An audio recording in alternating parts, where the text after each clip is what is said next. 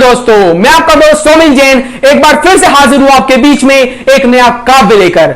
और दोस्तों, आज की मेरी कविता समर्पित है कारगिल दिवस पर।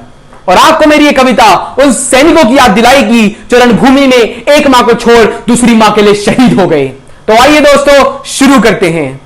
आओ आओ दिया जलाएं उन शहीदों के नाम पर, आओ दिया जलाएं उन शहीदों के नाम पर, कुर्बानियां दे दी जिन्होंने भारत मां के नाम पर। आओ आओ दिया जलाएं उन शहीदों के नाम पर, कुर्बानियां दे दी जिन्होंने भारत मां के नाम पर। नहीं भूल पाएंगे हम गाथा उनकी, नहीं भूल पाएंगे हम गाथा उनकी। छोड़ दिया जिसने एक मां को भारत मां के नाम पर, छोड़ दिया एक मां को जिसने भारत मां के नाम पर।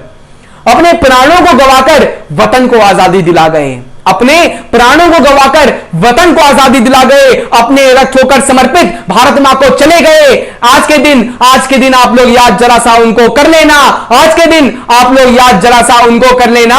जान हथेली पे रखकर जो खुशी खुशी फंदे से लटक गए, जान हथेली पे रखकर जो खुशी खुशी फंदे से लटक गए। बहुत बहुत धन्यवाद दोस्तों। जय हिंद, जय भारत।